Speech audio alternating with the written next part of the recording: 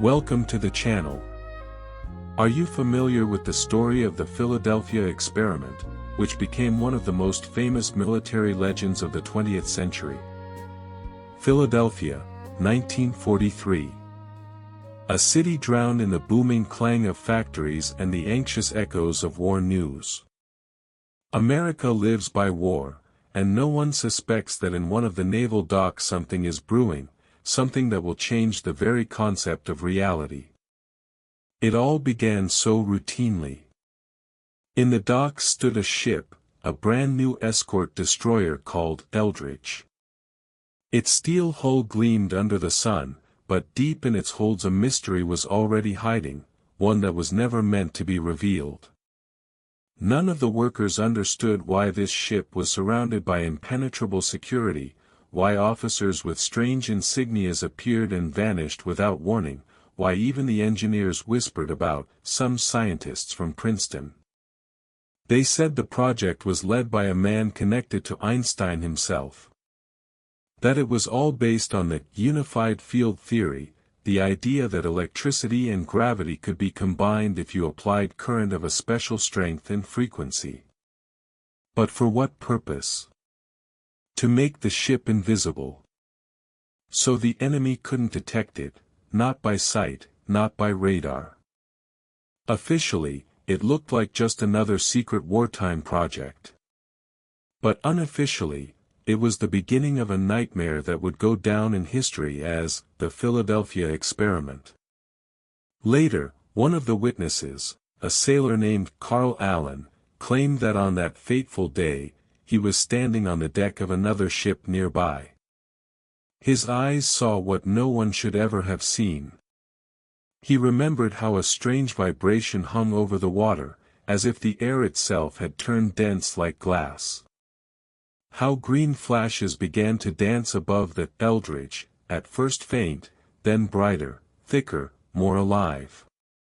The metal of the ship seemed to dissolve. The air crackled, it smelled of ozone and burning copper. And suddenly, a flash. Blinding, like the sun itself. When sight returned, the ship was gone. There was nothing left, only emptiness and a strange whispering sound, as though space itself was trying to close over a wound. For a moment it seemed like an illusion, but people on the nearby ships were screaming, pointing, some even fell to their knees. Because the Eldridge had truly vanished. Vanished, as if erased from the very frame of reality. Several torturous minutes passed. Then, again light, thunder, the trembling of water, and suddenly, the ship returned. Only now, it was different. When specialists came aboard, they were met by silence.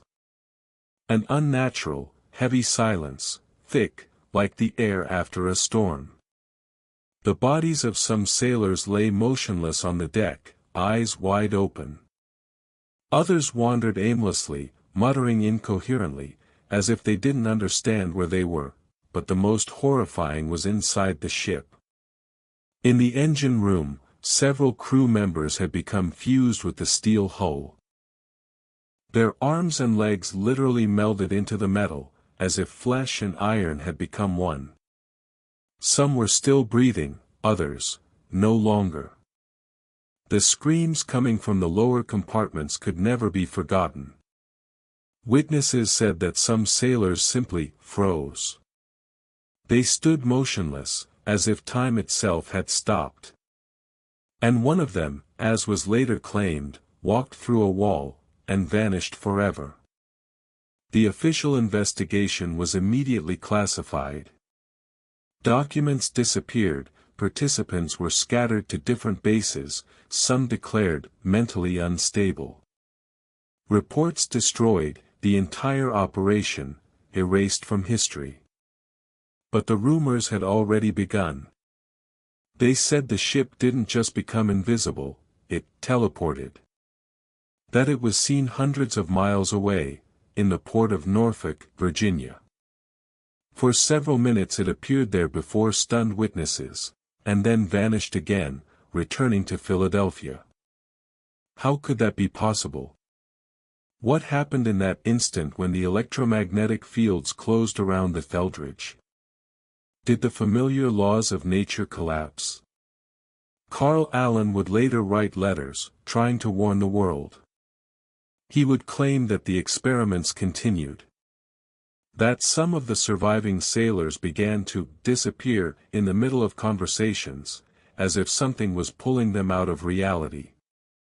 He wrote that the touch of another person could bring them back. That simple human warmth held them on this side of the world. But not all could be saved.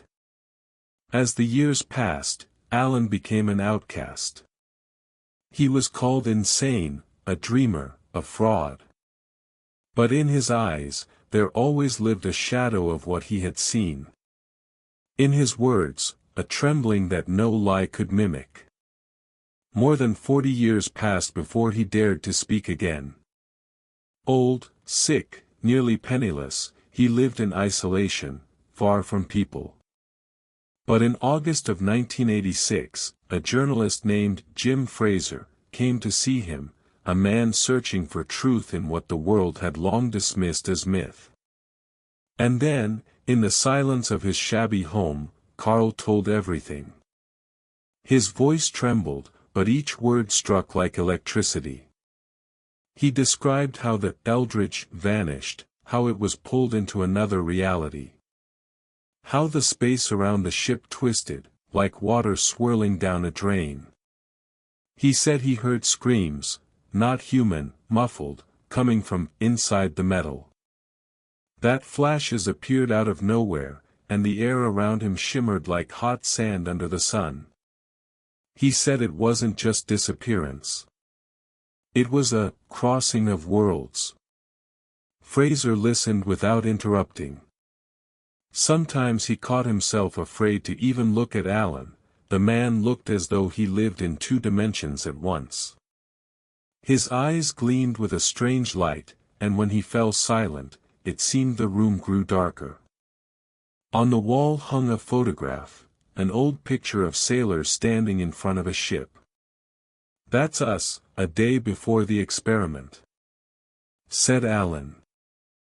The journalist looked closer, and felt a chill race down his spine. One of the sailors in the photo stood slightly apart, but instead of a face, a blurred smudge, as if the photograph itself couldn't withstand time. "He was the first to disappear," Allen said quietly. Or maybe he was simply the first to realize there was nowhere left to return. What if, in 1943, the American military really did open a door they couldn't close? What if the Eldridge didn't just vanish, but passed through the very fabric of space, leaving behind a crack from which darkness still seeps? And what if, somewhere in the depths of the ocean, that ship still exists, half-transparent, forgotten, eternally drifting between worlds? Those who were on board did not die, they simply ceased to be here. The last words of Carl Allen before his death, March 1994. Carl Allen died in the spring of 1994, but the story he told did not die with him. No. It seemed to gain a new life, as if the darkness itself had decided to continue what humans had begun. After his death, journalist Jim Fraser could not recover for a long time.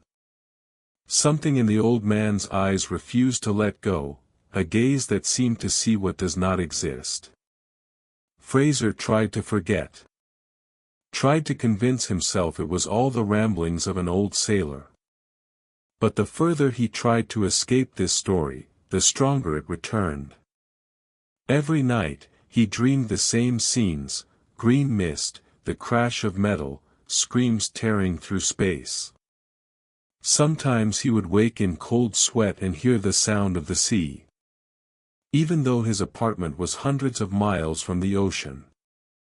Then Fraser decided, he had to get to the truth. He started with the archives. Old, dusty U.S. Navy files, dozens of sealed folders. And the deeper he dug, the clearer it became. Someone had been meticulously erasing everything that had anything to do with the Eldridge. In one of the storerooms, he stumbled upon a strange note, a technical report from October 1943. A few pages, half of the text crossed out, the rest barely readable. But among the lines flickered the words, magnetic field, anomalous instrument readings, spatial coordinate failure. In the margins, hastily written in pencil, do not repeat. Fraser realized, this was not fiction. Something had truly happened. He found a contact for one of the Navy veterans, George Campbell, who supposedly served on another ship that night. The old man was silent for a long time. Then, with a heavy sigh, he said, "We saw the light, green, like the northern lights. But it was not light, it was death. It moved across the water, like a living thing. And then the ship just vanished. Without a sound, without a splash. Only a hum remained in our ears, like a surge of electricity exploding in our heads." He trembled as he spoke. "After that, I couldn't sleep at night. Every time I closed my eyes, I saw them, those on board. They were calling us, asking for help. But how do you help those who have gone beyond the edge?" The journalist recorded the story on a tape recorder. That evening, when he replayed the recording, he noticed something strange. Between the words, in the pauses, a hum could be heard. The same one Campbell had spoken of. Low, vibrating, as if someone were whispering from beneath the water. He played the recording again, the hum remained. It grew louder with each passing minute. And then, Alan's voice. Impossible. On a recording made several years after his death, a muffled voice was heard, "You are looking for us, but it is already too late." Fraser threw the headphones aside. The room went dark, the lamp flickered, and for a moment, it seemed to him that outside the window, the sea. Angry, endless, green. From that moment, strange things began. Fraser noticed devices around him breaking, tape recorders stuttering, and his radio catching only one sound, a long, mournful tone, like a ship's horn calling from afar. One day, he received an envelope with no return address. Inside, an old negative. He developed the film and froze. In the picture, the deck of the Eldridge. But instead of the sea around it, thick fog, and in the fog, shadows. People, seemingly standing in the air, faceless, with blurred silhouettes. On the back, a note, written in uneven handwriting, "They did not return." Fraser became obsessed with the investigation. He traveled to old ports, searching for traces of the ship. But everywhere, the same answer, "There was no such ship here, you are mistaken, we do not discuss this." Yet one day, he came across an old ship's log, forgotten in a private veteran collection. In the entries from October 28, 1943, a strange note, signal received from USS Eldridge. Location, Norfolk. 2 minutes later, disappeared. The journalist's heart pounded like a drum. So the teleportation was real. The ship had indeed appeared hundreds of miles from Philadelphia. But where had it actually gone? That night, Fraser could not sleep. He sat by the window, staring into the darkness, feeling the air grow denser, the lamp trembling. From the speakers of the old radio came the familiar hum, and a faint voice, "Do not look into the fog." He jumped up, turned off the radio. But the hum did not disappear. It came from inside, from the walls, from the floor, from the very air. Everything around vibrated, as if someone nearby was trying to break through the boundary of the world. And then, he saw it. In the reflection of the glass behind him stood a silhouette. Vague, shimmering, with a burned-out face, as if electricity passed through it. Fraser turned. No one was there. Only the air trembled. He realized, it was them. Those who remained between worlds. And now they had come for the one who tried to reveal their secret. The next day, the journalist went to Philadelphia. The old shipyards were long rusted, but the spirit of the place remained. The wind whistled through the empty hangars, as if whispering forgotten orders. He descended to dock number 7, where the Eldridge had stood. There was nothing, except the remains of concrete and rusted cranes. But as Fraser approached, something clinked under his feet.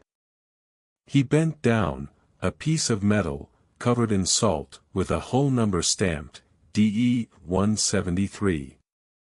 The number of the Eldridge. And at that moment, the water at the pier stirred. A light fog rose from the depths, thickening with every second. Fraser froze, the air around him seemed to halt. Silence, and then, the hum. The same, rumbling, as if the sea itself was howling in pain. From the fog, the outline of the ship began to emerge. A dark silhouette, shimmering, as if woven from light and smoke. For a moment, he saw it fully, masts, deck, superstructures. And the figures on board. They stood motionless, like statues. Some faces turned to emptiness. Fraser screamed. But his voice was swallowed by the wind. In that moment, the ship trembled and began to dissolve. Its edges blurred, like in a water-filled mirror. The fog sucked it back, into nowhere. The next day, the police report read, journalist James Fraser found dead at the old shipyard. Cause of death, undetermined. Body was burned, but no signs of fire detected. On the asphalt nearby, barefoot footprints leading toward the sea. Many years passed. The story of the Philadelphia experiment became a legend, some believe it, some fear to believe. But strange things continue to happen. Ships near those waters lose navigation, instruments go haywire, radars detect an unknown object that appears and vanishes suddenly. And at night, fishermen sometimes swear that in the thick fog they see the silhouette of the old destroyer. And hear voices of those asking to return home. They say, if you stand by the sea in the fog and listen, you can hear a distant hum, low, like the moan of metal, and a voice whispering from the depths, we are still here. And who knows, maybe one day that Eldridge will appear again. And then the world will see what no one was ever meant to see. Because once, man already tried to play with the laws of the universe, and lost. Years passed. Documents vanished, witnesses died, and the Eldridge became a terrifying legend. But, as often happens, the secret did not die. No. It merely lay in wait, like a monster beneath the water, waiting for the moment to rise to the surface again. After the death of journalist Jim Fraser, his archives were seized. Officially, in the interest of the investigation. Unofficially, they were simply stolen. But some things still remained. His friend, a former sound engineer, recalled that on the night of Fraser's death, he managed to hand him a cassette. On the label, written in a trembling hand, "Do not play after midnight." Of course, he played it. At first, silence. Then a faint hum, growing like the surf. And suddenly, screams.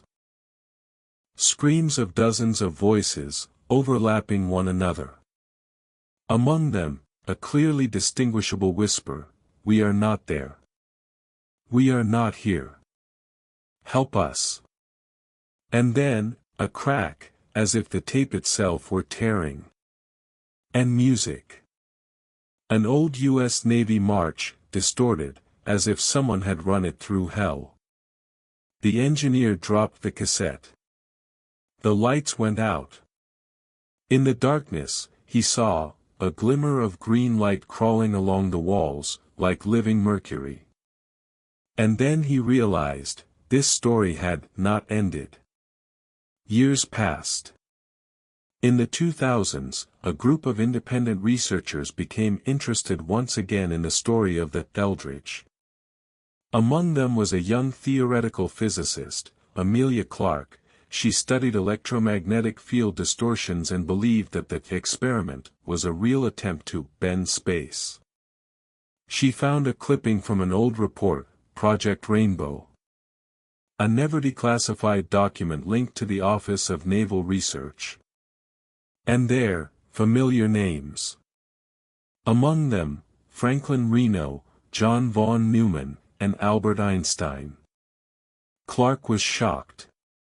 She said, if they really tried to unify gravity and electromagnetism, then they could have opened a tunnel. A corridor between spaces. But where did that corridor lead? In the summer of 2003, Clark and her team decided to conduct an experiment, to simulate an electromagnetic surge based on the old calculations of Project Rainbow. Everything was ready: coils, power supply, generators. When they activated the device, the room was flooded with blinding green light. The instruments went haywire. Cameras stopped recording. The air trembled. And then they saw the shadows. Shadows on the walls moved by themselves, as if someone stood between the lamps and the wall, but no one was there. From the speakers came a hum, low and dense, and then, voices. At first unintelligible, but with each second, clearer and clearer. "You opened the door." "Why?" one assistant screamed. His hand, in front of everyone, began to vanish, as if dissolving into the air. The others rushed to the control panel, but it was too late. The light flashed, and it was over. When the dust cleared, the equipment was scattered, instruments burned out, and the assistant had vanished. Completely. No trace, no blood, nothing. Only in the corner, a piece of metal with engraved numbers, 173. The same whole number of the Eldridge. After this experiment, the lab was closed. Clark disappeared. Officially, in a psychiatric clinic. But no one saw her again. Rumors say that shortly before her disappearance, she left a message on the answering machine of a fellow scientist: "I have seen them. They are between layers of space. They are alive, but not here. If this gets out, we will no longer exist." Years passed. But strange events continued. Sailors passing through the Bermuda Triangle reported seeing strange flashes of green light over the water. Instruments suddenly went mad. Ships lost communication, then reappeared elsewhere.